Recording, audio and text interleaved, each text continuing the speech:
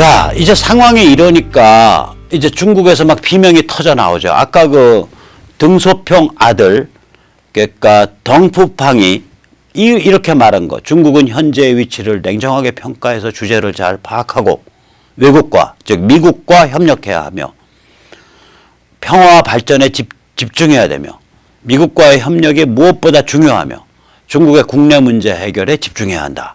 이게 비명이죠. 이제 국가자본주의 더 못하겠다는 얘기죠.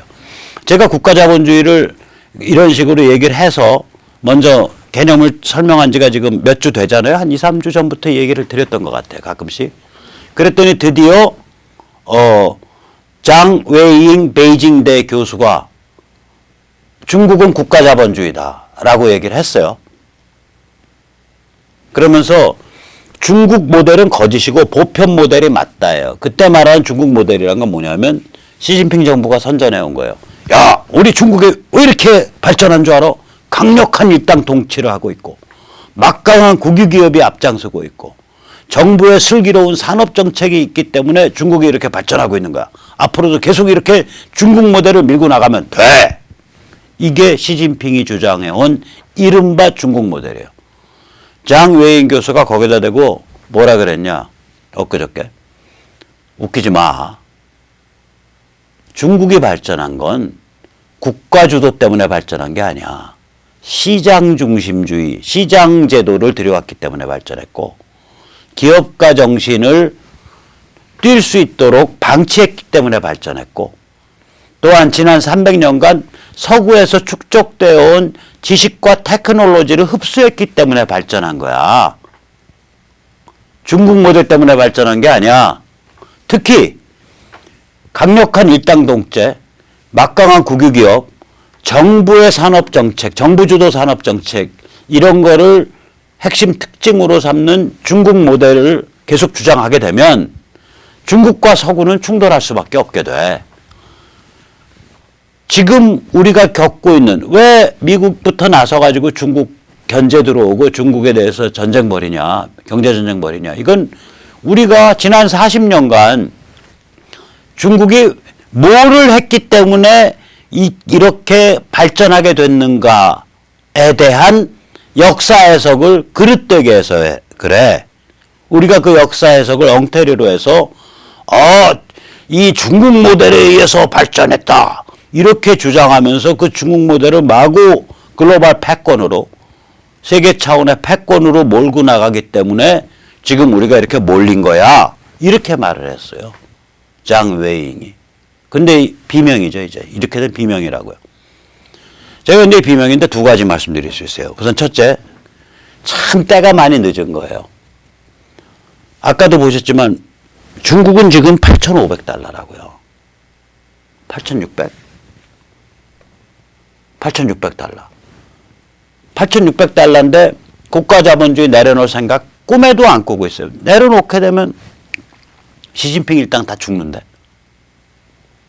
우리는 박정희 대통령이 돌아가시던 해 1,700달러. 이거 지금 달러로 환산한 거예요.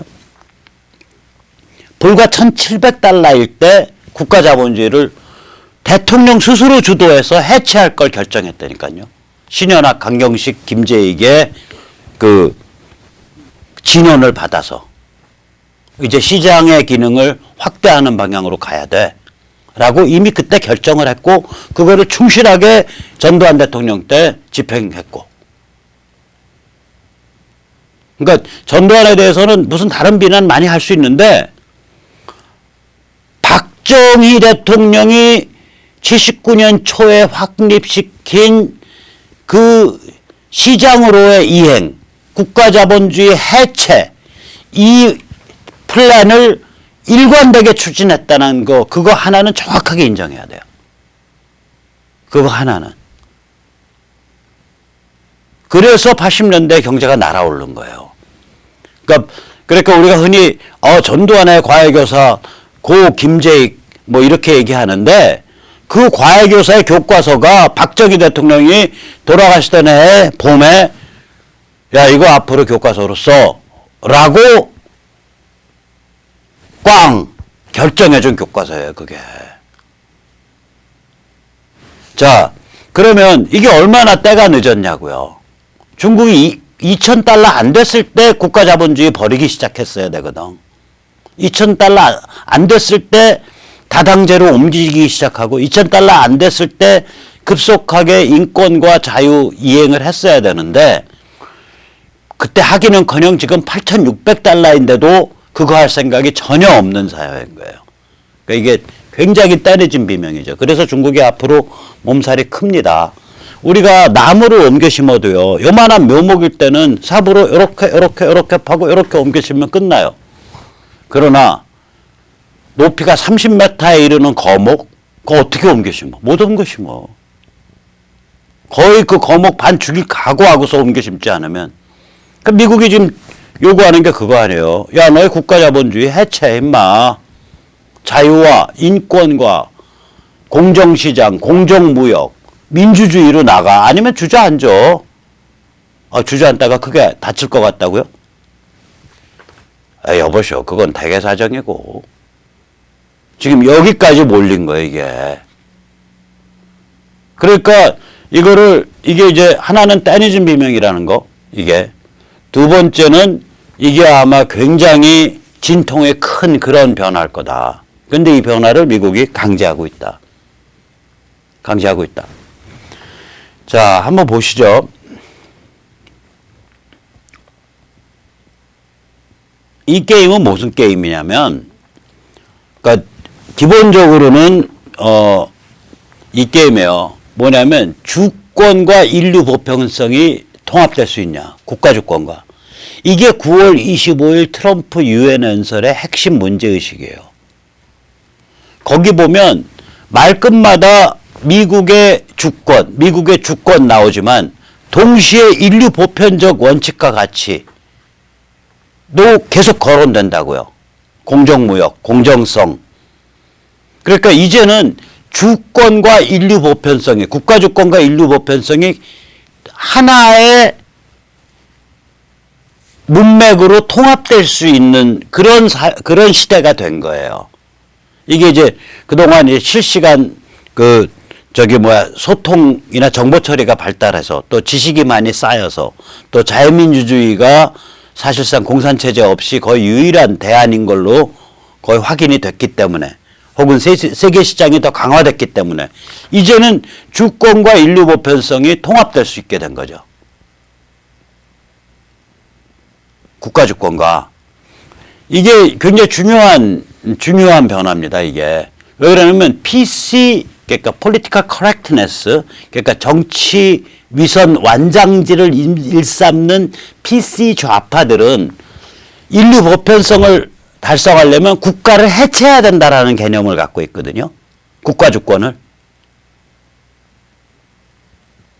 그런데 트럼프 덕트린, 저는 트럼프 덕트린이라고 그러는데 9월 25일 유엔에서 한 트럼프 덕트린을 보면 국가 주권이 강화되면서 동시에 인류 보편적 가치가 강화될 수 있는 길이 있다. 이제 그런 시대가 됐다라는 느낌을 받는다고요. 그래서 지금 미국이 중국한테 하는 게임은 뭐냐면 야, 너희 국가 주권 좋은데 왜 남의 나라 주권, 왜 미국의 주권을 침해하고, 왜 세계 질서를 침해하고, 왜 공정무역을 침해하고, 왜 경제 침탈을 일삼고, 왜 지재권을 약탈하고, 왜 남의 나라 내정 장악 공작을 하고, 왜 이때까지 국제 해양 질서에 굳어져 온 그러한 체제와 그러한 국제법적 항행의 자유 이런 거 왜 어기고, 너희 그러면 안 돼 임마. 너희 주권과 인류 보편성을 하나의 문맥 속에서 통합해야 돼. 그 버르장머리 배울 때까지 너희는 족쇄 좀 차야겠다. 족쇄 때문에 목표가 분질러서 돌아가실 것 같다고요? 돌아가시든지 말든지 그건 대개사정이고 이거거든요. 그런데 우리나라의 지식인들이 얼마나 개판이냐. 이거는 제가 딱 두 가지 예를 들어 드릴게요. 이런 문제는 아무래도 나중에 가면 이제 법정에서 다퉈야 되잖아요. 우리나라 지식인들, 특히 법조에 계신 분들 얼마나 개판인지 제가 말씀드릴게요. 그게 큰일 난 거예요. 자초를 한다고, 화를 자초. 2011년 말에 한미 FTA 비중 문제가 불거졌을 때 제가 신문을 읽다가 깜짝 놀랐어요. 한미 FTA는 사법주권을 침해한다. 이런 식의 주장이 나오는 거예요. 그래서 이게 도대체 누가 하는 거야? 그랬더니 창원지법의 이정렬, 이 아저씨예요. 딱 멋있게 했죠. 그 다음에 인천지법의 김하늘, 이거 여자 아니라 남자입니다. 이 아저씨입니다. 이런 사람들이 그 부장판사 클래스예요, 그때. 이런 얘기를 하더라고요. 그래서 깜짝 놀랐어요. 이게 부장판사들이 이런 말을 해? 근데 나중에 보니까 이 이정렬 판사는 이제 각하색 짬뽕이란 말을 했고요. 그 다음에 이제 판사 생활하다가 그 층간소음으로 그 위층인가에서 이제 소음 항의했는데도 계속 내니까 그 위층 사람 그 자동차에 그 아파트 지하주차장에 세우는 자동차에 열쇠 구멍에다 이쑤시개 때려 넣었죠. 그러니까 이쑤시개 짬뽕 판사예요, 이거. 이정렬은. 그래서 판사 법복 벗었죠. 김하늘은 뭐 멀쩡하게 판사 생활 할 거예요, 이 양반은. 그런데 한미 FTA는 사법주권 침해 이런 말을 하길래 제가 그때 이 사람들의 사법주권은 중국 공산당식 사법주권이냐 그랬어요. 왜냐하면 서구 법 철학에서의 사법주권은 judicial sovereignty라고 불립니다. 이 서구 법 철학의 사법주권은 뭐냐면 판사가 어떤 법률적 시비에 관해서 판단을 할 때 자기 정신이 독립성을 가진다는 뜻이에요. 자기의 아주 맑고 편견이 없는 독립적 정신을 유지한 상태에서 판단할 수 있다. 그걸 사법주권이라고 불러요.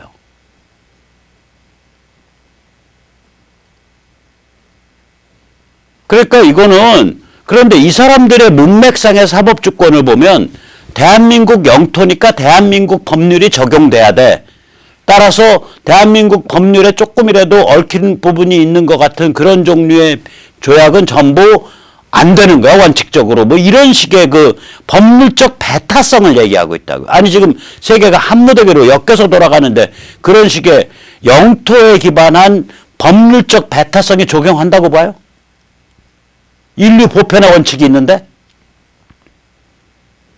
그러니까 이런 식으로 사법주권을 국가주권의 연장선에서 해석하는 게 이게 바로 중국 공산당이 말하는 사법주권 개념이거든요, 이게. 그래서 중국에서 발표되는 거 보면 이거는 중국의 사법주권을 침해하는 중대한 내정간섭 행위로서 뭐 이런 식의 그 성명서들이 가끔 잘 나와요, 중국 정부가. 그러니까 걔들 용어에서 사법주권은 영토적 국가주권 개념의 연장이에요. 그 개념을 쓰더라니까요, 사법주권을. 그래서 이 사람들이 자유민주주의의 사법주권 아는 거야 도대체?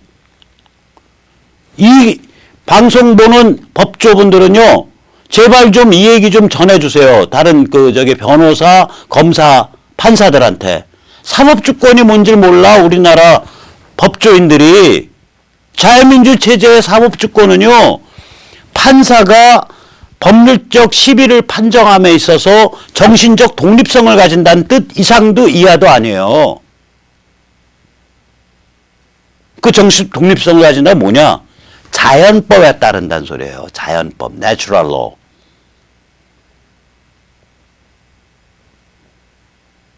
그 정신적 독립성을 가졌다는 뜻은 뭐냐? 인간에게 자연적 권리, natural rights가 있다라는 개념이라고요, 그게. 그걸 식별할 수 있는 정신적 독립성의 바탕을 둬서 사법의 시와 비를 가린다. 이게 자유민주주의 법 철학의 사법주권 개념입니다. 이 무식한 판사님들. 이거를 자기 내부 통신에다가 한미 FTA는 대한민국의 사법주권을 침해하고 어쩌고 저쩌고. 세상에 중국 공산당에 가서 법복 입고 판사하세요. 대한민국 법법 벗으시고 자유민주체제에서는 그런 식의 영토적 국가주권의 연장으로서의 사법주권 개념은 없거든요. 무식한 것들이 판사를 해. 무식한 것들이 한마디로. 아무것도 모르면서. 그러니까 이런 짓이 나오는 거예요. 대법원 판사라고 모아놓으니까 1965년 한일조약을 백지화하는, 사실상 백지화거든요, 이거. 징용자 개인에게 배상하라고 오늘 지금 10월 30일 날 대법원이 판정했잖아요. 이게 얼마나 개무식한 짓이냐고요. 50년 전에 한일 협정에 의해서 배상 문제 다 일단락 된 거라고요. 한일 협정에 의해서. 그런데 이거를 징용자 개개인한테 다시 배상하라고요? 차라리 징용자 개개인이 대한민국 정부에 대고 해야죠. 그때 우리 징용된 거에 대한 보상이나 기타 등등을 다 엮어갖고 일본으로부터 5억 달러 배상금을 받았는데 우리 개인은 대한민국 정부로부터 특별히 돈 받은 게 없으니까 정부가 우리한테 배상해 주셔. 그래야 징용한 사람도 당당한 거고 그걸 가지고 고민하는 대한민국 정부도 당당한 거예요. 그러니까 당연히 법은 어떻게 판정이 나와야 되냐면 이거는 한국의 이게 지금 피고가 누구냐면 일본 기업이에요. 한국의 개인과 일본 기업 사이의 분쟁이 아니고 한국의 개인과 한국 정부 사이의 분쟁이 돼야 된다. 그러니까 원고는 다시 그걸 배상을 청구해라. 이때 청구의 대상은 일본 기업이 아니라 한국 정부에 대해서 해야 된다. 이렇게 돼야 되는 거거든요, 이게. 과연 근데 정부가 그것 배상할 책임이 있는지 없는지는 그건 또 따져보고 그때 가서 일단 문맥 자체가 그런 거라고요. 그래야 대한민국 사람으로서의 자존심이 생기는 거 아니에요. 이거 창피해서 앞으로 일본 사람 어떻게 만나냐고. 65년대 한일협정으로 배상 다 받아놓고 이제 50년 넘게 지나서 그 다음에 징용자 개개인이 또 배상 청구해? 앞으로 뺏겨먹고 뒤로 뺏겨먹고 그 다음에 또 뺏겨먹고? 이건 아니라고, 이건. 그러면 물론 당하신 분은 억울할 수 있어요. 내가 그분들을 도덕적으로 비난하는 거 아니에요. 그런 분들은 당한 입장에선 그렇게 청구할 수 있지만 국가기관, 사법기관은 그거를 냉정하게 이치에 따라서 판정해 줘야 되는 거 아니에요? 그럼 이런 일이 반복이 되면 이게 뭐가 되냐면 외국에서 우리를 보게 되면 국제사에서 우리 보면 한국은 개또라이들이 법을 운영하고 있는 데다 이렇게 되는 거예요. 개또라이들이 법을 운영하고 있는 법이 뭔지도 모르는 야만 천지의 국가다 이렇게 되는 거예요. 그러니까 딱 문재인 정부가 국제 왕따 자초하는 거랑 똑같죠. 이게 그 문제거든. 법의 주권과 우리나라 영토 내의 법의 주권과 인류 보편의 원칙을 어떻게 통합할 거냐라는 얘기거든요. 이 개념이 없는 거예요. 우리나라 법복 입었다는 사람들, 우리나라 검찰들도 그러겠죠. 문재인 정부가 마치 저거랑 똑같잖아요. 이게 뭐랑 똑같으냐면 야 우리 민족끼리 평화하면 되는 거지 뭐 핵을 가져도 우리 게임이고 미사일 날려도 우리 게임이고 우리가 다 알아서 할 테니까 미국 빠져 일본 빠져 다 빠져. 아니 북한이 입만 뻥끗하면은 워싱턴은 불바다로 만든다 그러고 미국 본토 타격 괌 타격을 얘기하고 있는데 다 빠지래. 자기가 다 알아서 한대. 자기 비즈니스래. 우리 민족끼리 주권이래요. 즉 주권과 인류 보편성을 결합을 못 시키는 거 아니에요. 우리 민족끼리 주권이 있기 때문에 북한 안에서 이때까지 600만 700만을 잡아 죽여도 그건 주권행위라는 거 아니에요. 그러니까 도덕적으로 판단 안 하는 거잖아. 600만 700만에 대한 대량 학살, 대량 아사에 대한 인류 보편적 관점의 판단을 하지 말라는 거 아니에요. 주권 최고. 뭔 놈의 그런 주권이 어디 있어요? 인간과 인류를 개무시하는 게 국가 주권이요? 만약에 국가가 그런 거라면 나부터 그런 국가 해체하는 반국가 사범 다시 한번 낼 거예요. 똑바로 저는 이때까지 반국가 사범 그땐 좌파로서 막스 레닌주의자 그러니까 반국가에 제가 3번 걸렸거든요. 항림, 깃발, 재헌회. 이 나이 들어서 이번에는 다른 의미에서 만약에 국가라는 것이 인류 보편의 원칙과 인류 보편의 가치를 개무시하는 국가주권 절대주의를 주장한다. 그럼 국가 해체, 극렬 무정부주의 반국가 한번 할 거예요, 진짜로. 이 나이 들어서도. 왜 못해요? 어차피 한 번 죽는 인생. 이 두 개가 결합돼야 되는 거거든요. 이 사람들 사고방식이 있다고 그러니까요.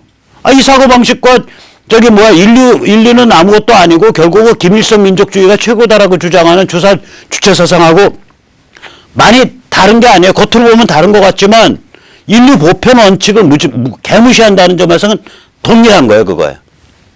끔찍한 사고방식들이에요, 이거.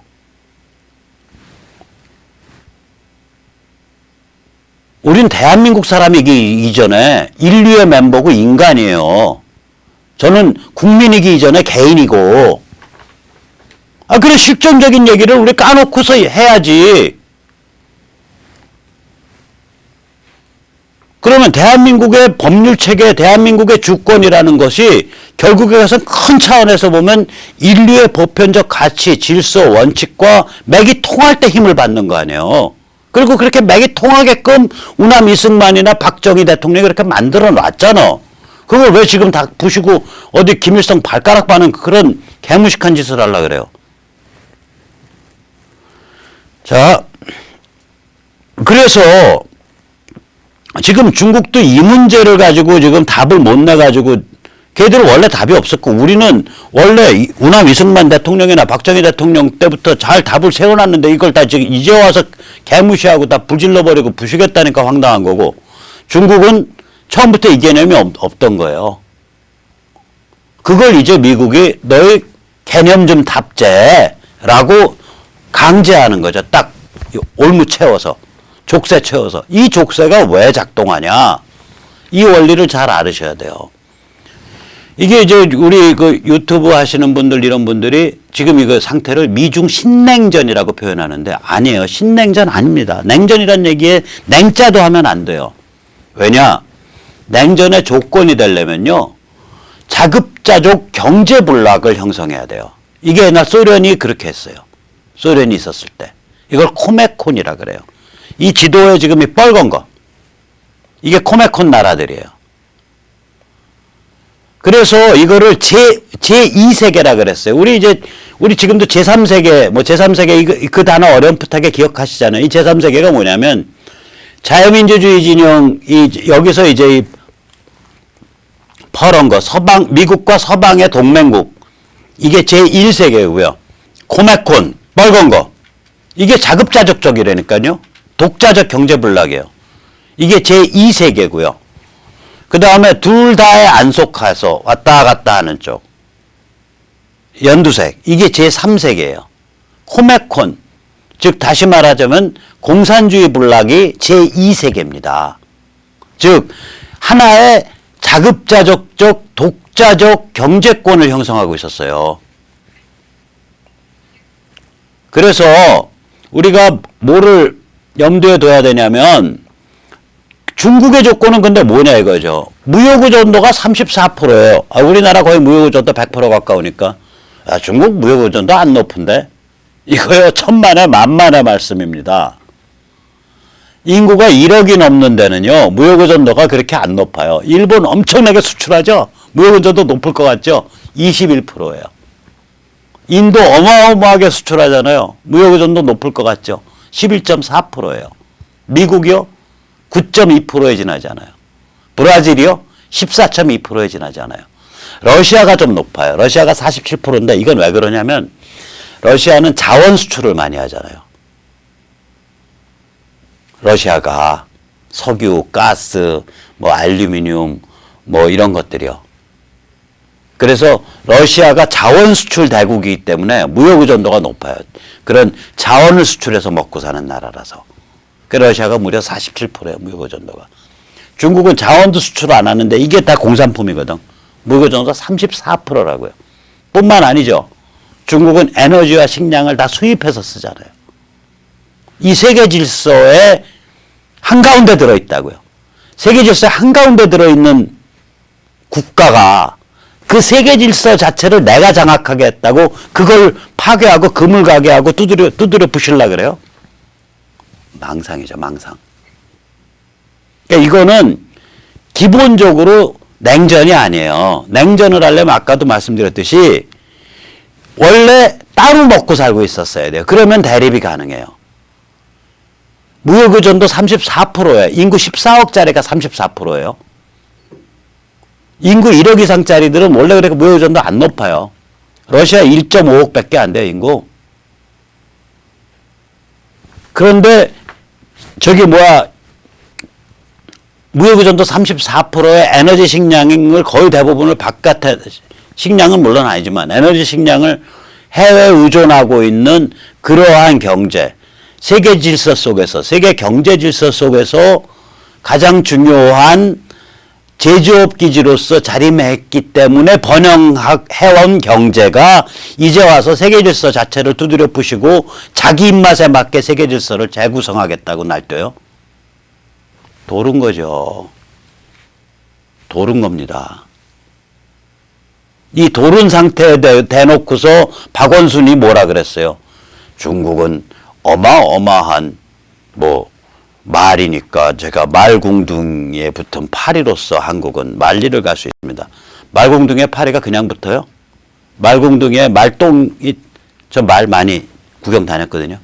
말똥 딱지가 붙고 눌러붙고 그 말똥 딱지 위에 앉은 거예요.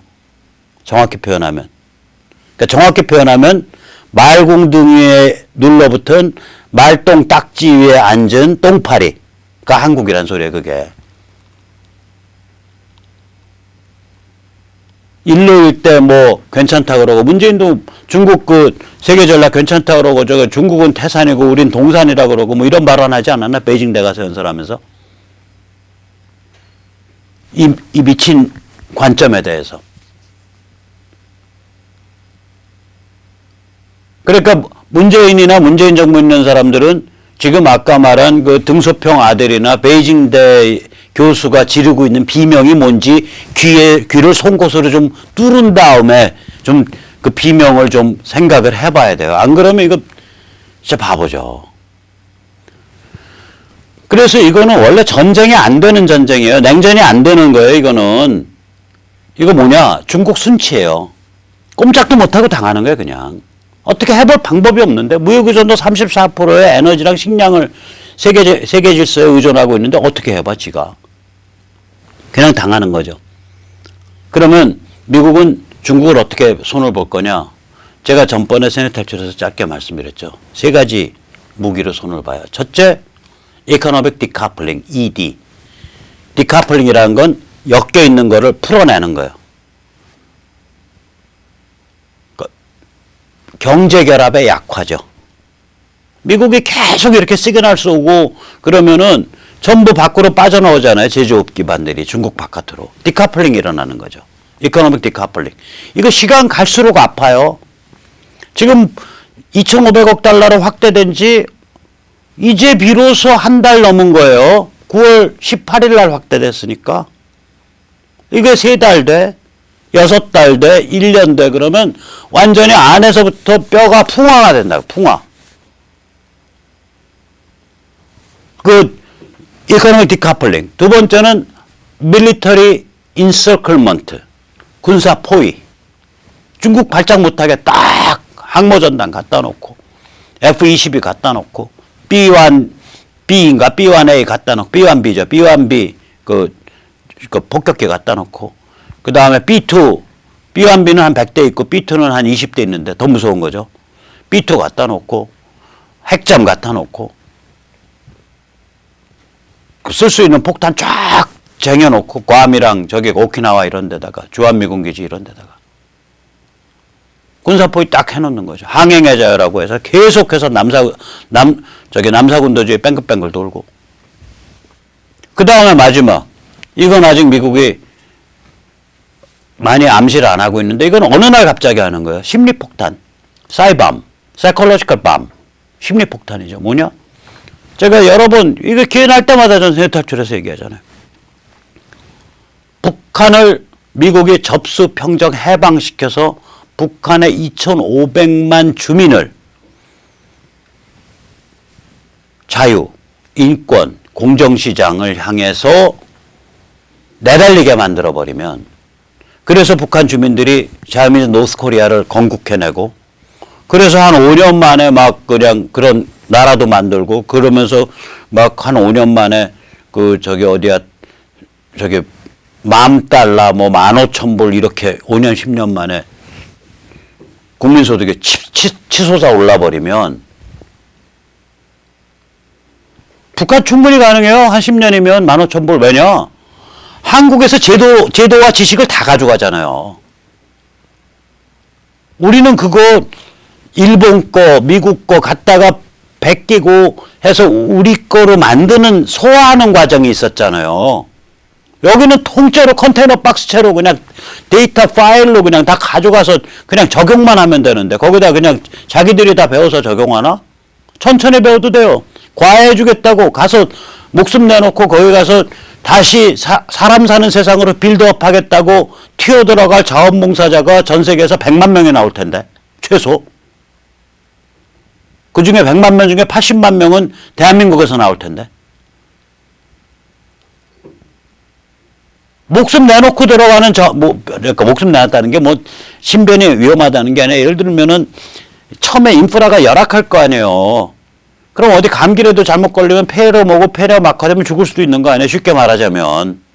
그런 신변의 위험을 다 무릅쓰고 불이익을 무릅쓰고 내가 삼시세끼 밥 먹고 쪽잠 잘 수 있는 곳만 있으면 내가 가서 마지막 일생의 그 에너지를 거기서 불태우겠다고 할 사람들이 대한민국에서 50만 80만 나올 거 아니에요. 그러니까 거기 그렇게 간다니까요. 한 5년 10년 만에. 그러면 이게 14억 중국인들한테는 어마어마한 심리폭탄이 터지는 거거든요. 야, 자유가 좋아. 개인이 좋아. 인류 보편성이 좋아. 공정시장이 좋아. 공정무역이 좋아. 다당제가 좋아. 공산당 일당 독재 안 돼. 군부 독재 안 돼. 이렇게 되는 거거든, 이게. 그래서 이 세 가지로 중국을 손볼 수가 있다고요.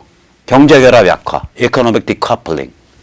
그 다음에 군사포위, military encirclement. 그 다음에 심리폭탄, psychological bomb. 이 세 개면은 미국이 중국을 순치할 수 있어요. 한 10년 걸쳐서. 그럼 그 와중에 북한은 당연히 해방돼야죠. 북한은 당연히 해방돼야 되는 겁니다. 자, 그래서 문재인 정부 또 문재인 씨는 지금 이런 등소평의 아들 또 이 아주 유명한 저 사람 유명한 사람이에요.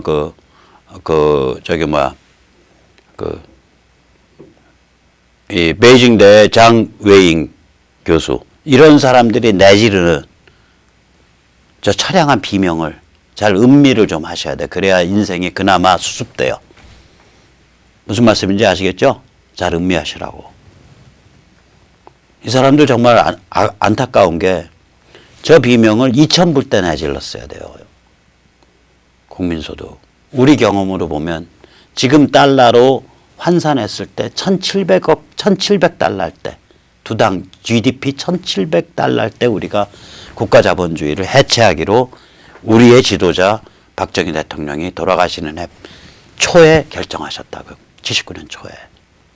그래서 그때 블루프린트랑 교과서를 만들어서 이대로 해 하고 전략 도장을 빵 찍고 그게 돌아가시는 당해년과 그 다음에 전두환 정부 때 계속 이어져서 간 거예요. 그래서 그때 했어야 되는데 이제는 너무 그렇게 쉽게 못 가요. 중국도. 이제 8,700억 불에 8,700달러인데 아까 보셨잖아요. 8,700달러. 나무가 너무 커버렸다고. 이제 이거 옮겨 심고 뭐 이게 보통 일 아니에요. 근데 그래서 나무 죽을 수도 있다고. 혹은 나무가 아주 병이 깊게 될 수도 있다고요. 미국은 상관없다는 거지. 와꾸 짜놓고 딱 목 졸른 다음에 야, 너 개념 탑재하고 버르장머리 고쳐라. 그때까지는 너 이 자리에 좀 있어야겠다. 주저앉아야겠다. 이렇게 누른 거예요, 이게. 계속 그렇다고요. 자, 판이 이 판이 이제 뭐 북한 체제 변경이요? 당연히 있죠. 당연히 있죠. 자, 오늘 여기까지 모시겠습니다. 네, 감사합니다.